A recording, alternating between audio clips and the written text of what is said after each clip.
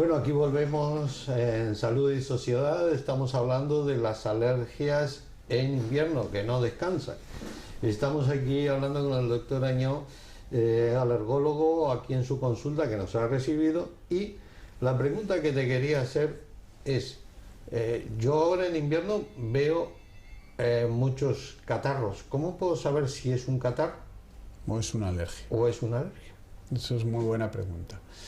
Mira, la diferencia algunas veces se hace muy difícil. ¿Por qué? Pues porque al final muchas veces el tratamiento al que responde, para empezar, es el mismo, ¿no? La misma sintomatología, pero tiene sus pequeñas diferencias, ¿vale? Por ejemplo, paciente con catarro de origen vírico bacteriano, lo que nos vamos a encontrar es con una mucosidad a la hora de tener la rinorrea, pues vamos a tener una mucosidad que es amarillenta, verdosa. En el paciente alérgico va a ser aguilla o como mucho mucosa, ¿vale? Blanca, transparente. En el caso del paciente alérgico es muy raro tener fiebre, por ejemplo. Y en el caso, salvo que se sobreinfecte, ¿vale? Porque sobre un paciente alérgico puede haber sobreinfecciones, pero es raro que se sobreinfecte. Es raro que tenga fiebre, y sin embargo en el catarro es frecuente que haya fiebre. La sintomatología, la cadencia de la sintomatología en el alérgico se levanta con síntomas, sale de casa, le desaparece por completo. A lo largo del día más o menos está bien, llega a casa, se vuelve a poner mal, o viceversa, quiere decir, sale a la calle, empieza a ponerse mal, está 2 horas mal, luego le desaparece, luego le vuelve otra vez a aparecer, dependiendo del grado de exposición que tengan los alérgenos. Sin embargo, en el catarro tiene un inicio, un ascenso, una meseta y un descenso, que dura 5 o 7 días. ¿Vale? Como dicen por ahí, el catarro vírico se tarda lo mismo en curar, con o sin medicación, 5 o 7 días. Y estás mal los 5 o 7 días, ¿vale? Sobre ese catarro vírico puede desarrollarse un proceso bacteriano y complicarse, ¿no? Normalmente la alergia pues no te da una sinusitis unilateral, normalmente cuando es alergia pues te da bilateral. Cuando es un proceso catarral, que además tienes aquí una infección y solamente es en un ojo, porque estás segregando moco verde y demás, pues estamos hablando de proceso bacteriano, no vírico, ¿no? Entonces, luego, la misma persona, si nos vamos más hacia atrás, cuando tú estás con el paciente, quiero decir, si no le has diagnosticado previamente de alergia, porque es un paciente nuevo, en los propios antecedentes familiares, pues puedes detectar ya. Oye, tus padres, tus hermanos, sois alérgicos, tal, no sé cuánto. En otras estaciones del año se te ha repetido cíclicamente esto, no se te ha repetido cíclicamente. O sea, la historia clínica del paciente, como siempre, vuelve a tomar un caliz muy especial, ¿vale? Porque hay mucha gente que viene con ese catarro en invierno que no solamente le dura 5 o 7 días, sino que a veces es prolongado. Prolongado que tienen una congestión nasal, es prolongado que tienen unas conjuntivas inflamadas, pero sin embargo el catarro ese sigue y se mantiene y tienen tos. Esa precisamente es otra diferencia, quiero decir, el catarro dura 5 o 7 días. Una cosa que está durando más de 5 o 7 días y no parece que tenga una complicación, sino que está en una meseta continuamente, eso es algo o que ha metido dentro de casa y se está llevando, pues por ejemplo una alergia al gato, bueno, pues es que pues justo 2 meses antes he metido un gato dentro de casa, ¿no? Por ejemplo, o un conejo, que últimamente es muy frecuente, lo del epitelio de conejo. No sé si es que hay más cantidad de conejos pero dan buenos pepinazos y estamos viendo bastantes casos de alergia al epitelio de conejo. Y en esos casos, ¿es aconsejable desde el punto de vista médico darles un antihistamínico? Pues primero saber por qué es, ¿no? Y segundo, sí, darles el antihistamínico. Digo que sí, que es aconsejable darle porque esa es una parte del tratamiento, pero si sabes a lo que es, lo que tienes que hacer es evitarlo, porque uno no es alérgico o no lo es, uno primero nace con una predisposición a desarrollar más o menos alergia, ¿vale? Por un lado, eso por un lado, dependiendo de los antecedentes familiares. Lo segundo es que tú vayas desarrollando la alergia, pero una vez que la desarrollas, no todo el mundo tiene la alergia al mismo tiempo. ¿vale? ¿Empieza la primavera y todos los que son alérgicos al polen empiezan al mismo tiempo? No, no, empiezan primero los que más alergia tienen, los niveles de alergia en su organismo son más altos, empiezan a tener síntomas con menor número de pólenes, ¿vale? O los que menos, pero si se exponen a mucha cantidad, ¿vale? Entonces, ¿de qué se trata? De impedir que vaya cada vez creciendo más la alergia, ¿vale? Nosotros estamos aquí, yo por lo menos pienso que mi misión no es mantener al paciente, dejarle, mantenerle y esperar a ver cómo evoluciona sabiendo que va a evolucionar mal, ¿vale? Sino que antes de que evolucione mal, a ese niño habrá que frenarle su respuesta inmunológica para que no vaya a más. ¿Por qué? Pues porque estoy harto de ver niños pequeños con hermano mayor. Niño pequeño, alergia, empieza con alergia a los ácaros del polvo y ves al hermano mayor, la réplica, 3 años más mayor, y tiene alergia a los ácaros del polvo, a los pólenes de las gramíneas y empieza a tener ahora al gato. No me hace falta esperar 3 años para ver que este va a acabar igual o peor que el hermano, ¿no? No, le tengo que frenar mucho antes. Entonces, ¿antihistamínico? Sí, pero primero van las medidas de desalergenización, que para eso hay que saber a qué es alérgico. Una vez que ya hemos hecho todas las medidas de desalergenización adecuadas para cada alérgeno, hay unas que son para ácaros, otras que son para pólenes, hay unas que son más eficaces, otras que son menos. Hay que tener en cuenta que vivimos en una sociedad y que no nos podemos encerrar en casa, en una cárcel, en un sitio donde no puede haber ni un solo peluche. No, eso tampoco es, ¿vale? Pero bueno, medidas de desalergenización, las adecuadas para cada paciente en cada momento. Segundo, eso son las vacunas. No, esas son las medidas de desalergenización, quitar cosas, pues por ejemplo, en el caso de los ácaros, utilizar un aspirador adecuado que tenga filtro de agua o filtro EPA, almohada colchón viscoelástico de látex, quitar las mantas de lana de mora. En el caso de los pacientes alérgicos a los pólenes, pues el viajar con las ventanillas del coche subidas, el intentar evitar las principales horas de polinización del día, evitar las salidas, las excursiones al campo justo en el día que más pólenes hay, ¿vale? Hacer más vida en interior que en exterior. Esas serían las de desalergenización, que serían las primeras, que no son eficaces por sí solas, pero ayudan mucho si las haces con el resto, ¿vale? Pues si previenes el exponerte, pues no tienes síntomas, pero como es imposible, pues hay que dar tratamiento sintomático. ¿Qué es lo que me estás diciendo? ¿Le damos antihistamínico? Sí. Para unos será el antihistamínico, para otros será el corticoide tópico nasal, para otros será el antihistamínico ocular, para otros será el broncodilatador y el corticoide inhalado. Depende. Y existe todavía un tercer tratamiento que lo que te hace es que te bloquea la evolución a más todavía. ¿Cuál es? Pues las vacunas, la vacunación antígeno desensibilizante, que lo que hace es normalizar la respuesta del organismo. En principio es la única curativa que se considera como curativa por la Organización Mundial de la Salud, ¿vale? Después de haber hecho metaanálisis y demás.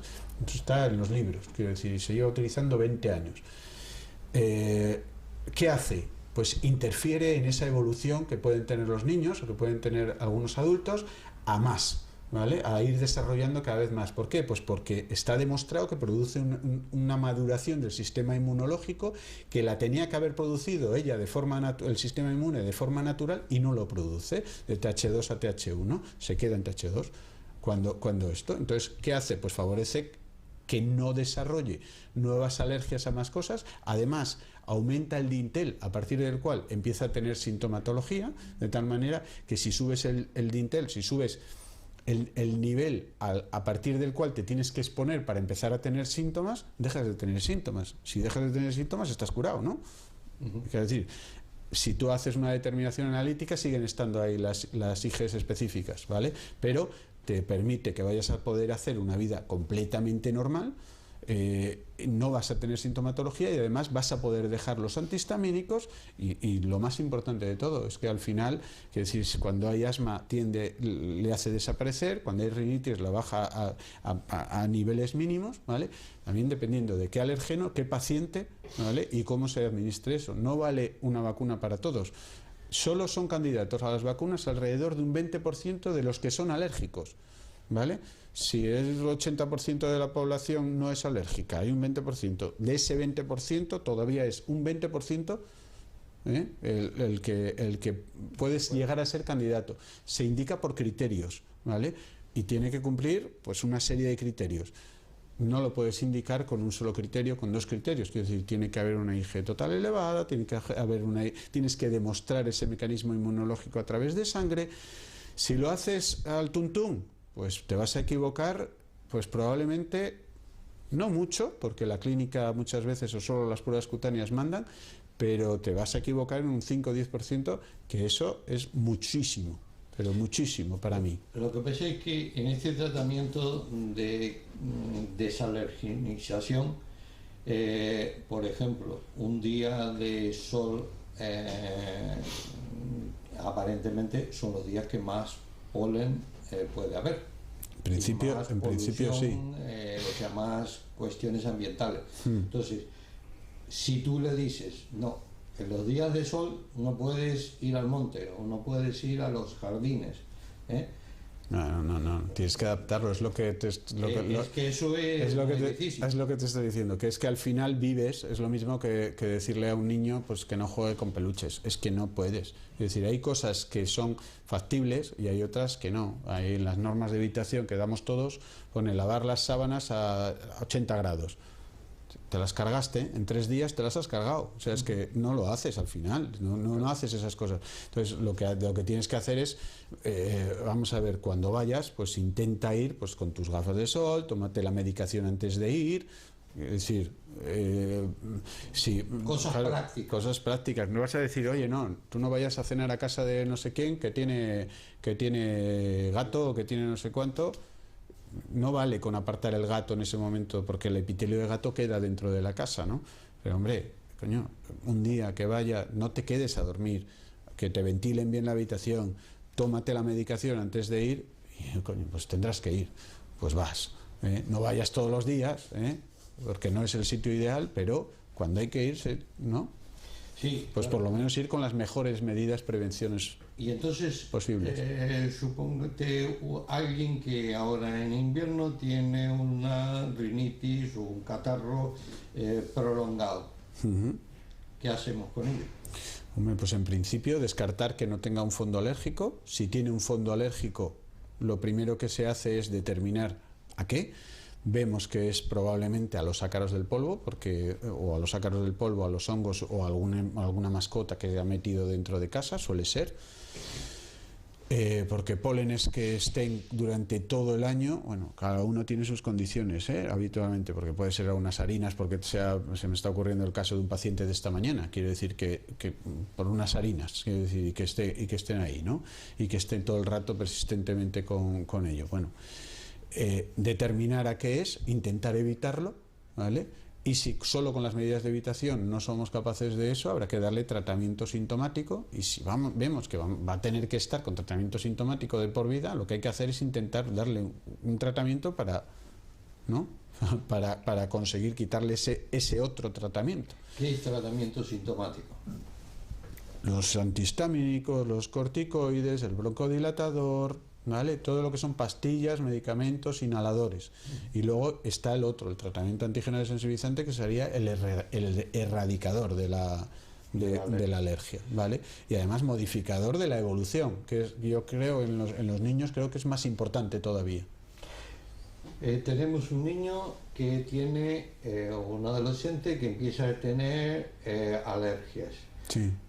En determinado momento puede empezar a desencadenar un asma. Sí. Mira, ¿por qué se pasa y qué sería ese asma alérgico? Eso se lleva hablando desde los años por ahí, desde los años 70 más o menos se lleva hablando de la marcha atópica. Niño que nace con su dermatitis, sigue con su rinitis y acaba desarrollando asma bronquial, ¿vale? Normalmente puede haber más saltos, menos saltos, pero esa es la marcha atópica. Entonces el asma bronquial está ahí, se puede desencadenar en cualquier momento. Hay niños que la desencadenan ya desde pequeños. Tampoco voy a decir yo aquí, hoy cuidado, que el que tiene dermatitis atópica ya va a acabar desarrollando... No. Eso ocurre en un 30%, 20-30% de los niños. Casi el 70% de los niños con dermatitis atópica les desaparece a nivel que van a medida que van creciendo. Eso no quiere decir que no haya que tratarla, hay que tratar la dermatitis atópica, pero les desaparece. Lo mismo que casi el 70% de los asmas bronquiales infantiles, ¿vale? Que muchas veces no son ni siquiera asmas bronquiales, pero bueno, los asmas bronquiales infantiles.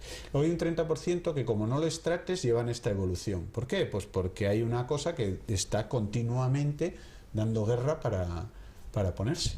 En el asma se le cierra el bronquio por el alergeno, o sea, por lo que le provoca la alergia. El asma es una enfermedad, se define como una enfermedad obstructiva, reversible, inflamatoria, obstructiva, reversible de la vía aérea, ¿vale? A diferencia de la enfermedad pulmonar obstructiva crónica, ¿vale? Que lo que ocurre es que hay una obstrucción que se hace fija de la vía aérea. Del EPOC del fumador. Por ejemplo. En la enfermedad del EPOC o del enfisema, que se rompen paredes, ¿no? Entonces, en el asma bronquial lo que va a ocurrir es que se produce una inflamación. Entonces no todo el mundo que tiene asma bronquial tiene el mismo grado de asma bronquial. Es lo mismo que con el tema de la alergia. O sea, tenemos un asma bronquial que es un asma bronquial leve, un asma bronquial moderado y un asma bronquial severo, ¿vale? Pero dentro del asma bronquial también lo diferenciamos entre un asma bronquial que puede ser episódico, que puede ser infrecuente o frecuente. ¿Esto lo hacemos para qué? Pues porque depende del grado en el que esté, va a tener un tratamiento u otro. Nos guiamos por guías, ¿vale? O sea, utilizamos guías de tratamiento para que todo el mundo más o menos haga lo que tiene que hacer. O sea, no vas a poner una inyección de prednisona a un paciente que tiene un asma bronquial intermitente que prácticamente no tiene cierre de la vía aérea, ¿vale? Sino que tendrás que empezar por un broncodilatador más corticoide, y vas subiendo el escalón hasta llegar a la parte de arriba. Además del asma bronquial intermitente, tenemos el asma bronquial persistente, que ese sería leve, moderado o severo, de acuerdo al grado de obstrucción. ¿En qué diferenciamos el intermitente del persistente? Pues que el intermitente, entre crisis y crisis, o sea, entre que se cierra y se vuelve a cerrar, el bronquio está completamente abierto, ¿vale? Y está ventilando completamente bien. Y en el otro, sin embargo, hay un cierto grado de cierre. Y dices tú, hombre, pero eso se ve claramente. No tan claramente. O sea, hay que hacer una espirometría para saber qué grado de cierre tiene el bronquio. ¿Por qué? Bueno, la espirometría es esto que hacemos para valorar la función pulmonar, para valorar la capacidad vital forzada, el volumen expirado forzado en el primer segundo y la relación que hay entre ellos dos, ¿vale? ¿Por qué hay que hacer esta espirometría o esta prueba de función respiratoria? Porque si no haces esa prueba de función respiratoria a un paciente asmático, te vas a quedar con la duda de si hay un cierre inferior al 25% o no. Tú no oyes, ni siquiera con el fonendo, por debajo del 25% si está cerrado o no. Sin embargo, ya nos da las capacidades, la espirometría forzada ya nos da las capacidades, ¿vale? Bueno, espirómetro. Te da una curva que te puede decir si es obstructivo, si es restrictivo, te puede valer para hacer el diagnóstico diferencial con obstrucción variable extratorácica, te puede informar algo de las vías periféricas si eso es producido por un reflujo gastroesofágico, que algunas veces está relacionado con el asma. O sea, te aporta muchísima información, tanto en vías centrales, que son las de tamaño gordo, como las vías periféricas, que son las pequeñitas, las de los alveolos, para ello, ¿vale? Y cuando, supongamos, tenemos un niño que es alérgico, que ha tenido algún episodio de asma que lo hemos catalogado como de origen alérgico, ¿cuándo puede tener o cómo podemos hacer para que no tenga ese ataque de asma, esa crisis de asma agudo? En principio hay que controlar a los niños para que no estén continuamente con el Ventolin, ¿vale? No se puede estar todo el día con el Ventolin, tirando el Ventolin. ¿Por qué? Porque desgraciadamente hoy por hoy todavía hay gente que fallece en los hospitales en los hospitales y fuera de los hospitales por culpa de no estar bien controlados. Hay mucha gente que está sin estudio, que no tiene, es asmático, está diagnosticado de asma y no le han hecho jamás una espirometría forzada. O sea, es que es increíble, pero en el 2016 y andamos así, ¿no? Entonces te lo dicen y no te lo crees, pero de vez en cuando aparece un paciente que tiene 15 años y todavía no tiene una espirometría forzada. Pues bueno, dicho esto, decir que sí, que efectivamente hay que hacerlo, que una vez que ya sabes qué procesos alérgicos hay, qué alergia es la que tiene, lo que hay que hacer es quitarle la alergia y asesorarle para que no se exponga a ello, porque si no cada vez se va a cerrar. Pero tengamos en cuenta que pese a eso, la causa principal, aunque los asmas bronquiales tenemos asmas bronquiales extrínsecos, que son los alérgicos, y asmas bronquiales intrínsecos, ¿vale?, que no dependen de la alergia, sino que dependen de otros factores. La principal causa de descompensación de un paciente asmático, o sea, de ese cierre excesivo de la vía aérea, la principal causa no son las alergias, son las infecciones respiratorias, ¿vale? Entonces, pese a eso, los niños pueden tener una infección respiratoria y cerrarse. Entonces, para ese momento es para el que hay que tener un tratamiento de rescate, ¿vale? Y el paciente lo tiene que saber. Otra de las causas que le puede producir el cierre de la vía aérea son los irritantes inespecíficos, como los que hemos dicho de la polución, el ambiente, el ejercicio físico, que lo hemos tocado por encima, pero efectivamente cuando tú empiezas a hacer ejercicio físico, sobre todo cuando lo haces en exterior y días de frío, porque el frío también lo produce, si mezclas todos los factores, pues ya la has liado. Ejercicio físico, más tener algo de catarro, más aire frío, pues ya se te cierra seguro. ¿Por qué se desencadena con el ejercicio físico? Porque cuando hiperventilas estás secando la vía aérea, pierdes mucho líquido, y esa sequedad de la vía aérea tiende a cerrar los bronquios con mayor facilidad. Bueno, hay un asma que es solamente inducido por el ejercicio. A estos pacientes lo que hay que hacer es definirles muy bien cuáles son los síntomas que les está produciendo y cómo los pueden tratar. ¿Y qué ejercicio puede hacer? Exactamente, eso es. Y cuándo puede estar... No, pero mira, ejercicios yo te diría que no le limitaría el ejercicio a nadie, a ningún asmático, al revés, todo lo contrario. Todo lo contrario, porque esto es una cadena. Contra menos ejercicio haga, más problema va a tener. Ahora, ¿está con crisis de asma? ¿Le vas a poner a hacer ejercicio? Coño, no. Eso no puedes hacerlo, ¿vale? Ahora bien, a un niño le controlas y hacer ejercicio, porque contra más ejercicio haga, más fuerte va a estar la musculatura y menos cierre va a tener de vía aérea, ¿vale? Menos se le va a colapsar. El ejercicio es sano, es bueno. ¿Que hay algunos ejercicios que son mejores para asmáticos que otros? Sí. Por ejemplo, la natación, ¿vale? Por ejemplo, ¿vale? El resto de ejercicios aeróbicos y demás, pues le pueden dar más. Los profesores de educación física, ¿qué es lo que tienen que ver en un paciente con asma bronquial?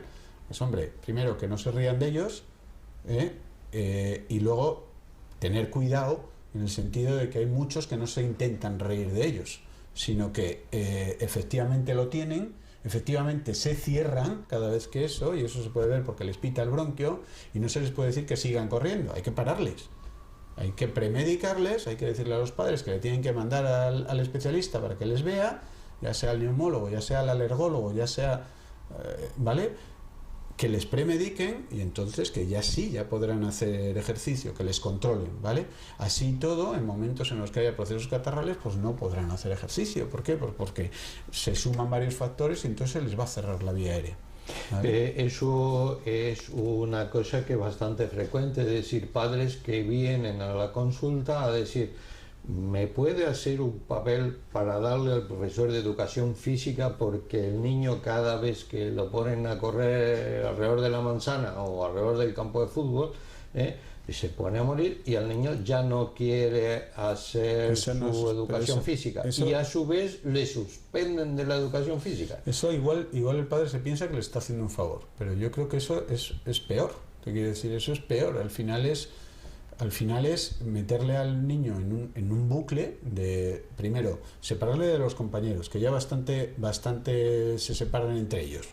O sea, le estás marginando tú solo al niño. O sea, es el deporte y sobre todo el deporte en equipo es fundamental para socializar al niño, para que evolucione, para el desarrollo psicomotriz, para todo. O sea, es que y luego aparte de eso, o sea, personalmente el hacer ejercicio estimula las defensas. El hacer ejercicio, o sea, te aumenta las defensas, disminuye el número de procesos catarrales. ¿Cuántas veces lo hemos oído? Estás empezando a coger un proceso catarral, haces ejercicio y se cortó el proceso catarral. ¿Por qué? Pues porque aumenta la GH, aumenta la hormona de crecimiento también, estimula todos los inmunomoduladores. Quiero decir, es fundamental que hagan ejercicio, aparte del propio desarrollo pulmonar y demás. O sea que les tenemos que aconsejar que hagan un ejercicio, pero que tan previamente... Lo primero, controlarles, claro. Que se controlen con su médico o su especialista para que no se les desencadene esa crisis. Eso es. ¿Es hereditario este problema? El asma bronquial tiene un componente hereditario. Fíjate, incluso hay alguna isla, que me acuerdo que un profesor mío, el doctor Diegues, en su día, de la clínica universitaria, haciendo una presentación que hicimos un poquitito en común, me enseñó diapositivas de una isla que se llamaba Tristán da Cunha, que es una isla remota que está por ahí por el Pacífico, pero pues por ahí remota, pero es tan pequeñita, está tan aislada que todos sus habitantes pues son familia, unos con otros y los otros con unos y los otros con los sobrinos, ¿no? Total, que tienen un índice de asma bronquial de un 99%. O sea, todos. Todos. Por eso te digo que hay un componente genético en todo eso, ¿no? También existen otros componentes, como son los componentes ambientales, es decir, ¿vale? que pueden afectar, pero existe el componente genético. El hecho de tener un antecedente en la familia de asma bronquial pues ya te orienta también a ello, y normalmente en la historia va indicado. Para darle un consejo a nuestros televidentes y... ¿qué les aconsejarías si tienen un niño con una alergia y una alergia que se le puede haber transformado o estar transformando en un asma? Vale. Yo en principio les diría que tranquilidad, ¿vale? Tranquilidad. Porque esto es reversible. Tranquilidad, que sí, que tiene cura, ¿vale? Que tiene cura, que esto se puede controlar y se puede tratar adecuadamente para que en el día de mañana estén completamente bien, sanos y normales, ¿vale? O sea, que sacaría una lista enorme de gente famosa, ¿vale? Desde pianistas, pasando por tenistas, pasando por nadadores, pasando por un montón de profesiones que están ahí, han sido asmáticos y controlados y con alergias y sin ningún problema de ningún tipo. Que además que estén tranquilos en el sentido de que el propio pediatra tiene una formación lo suficientemente alta y cualificada para saber en qué momento tiene que derivar o no al niño, al alergólogo, ¿vale? Para que le ayude a la hora de diagnosticarle y ponerle en la línea para poder luego continuar un tratamiento con él,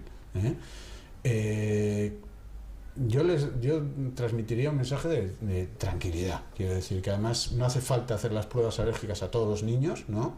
Sino que simplemente aquellos que tengan sintomatología, ¿vale? Que empiecen con algo que se sospeche. Niños que tienen otitis media de repetición, que están todo el rato con catarros cada 2x3, pues a lo mejor no son catarros, a lo mejor son procesos alérgicos, ¿no? Que tiene por ahí, sobre todo cuando hay unos antecedentes en la familia. Bueno, esto cada vez, antes era más raro, pero ahora de verdad que con la formación que hay hoy por hoy por parte de los pediatras y demás, no hay ningún problema. O sea, pues nada, Miguel. Muy bien. Tenemos que terminar este programa de Salud y Sociedad y acabamos agradeciéndote que nos hayas ilustrado en este tema y en los futuros que nos admitas venir. Sí, yo todas las veces que quieras. De hecho, como te comentaba antes, voy a ir apuntando. Si quieren los televidentes mandarte algún mensaje o mandarte algo para que quieran algún tema en especial de esto, o quieren preguntas o lo que sea y te las quieren mandar, aquí lanzo el guante para que lo que quieran, yo ahí estaré para contestar. Pues nada, señores televidentes, muchas gracias también por haber estado ahí y acabamos aquí este programa de Salud y Sociedad en Popular Televisión.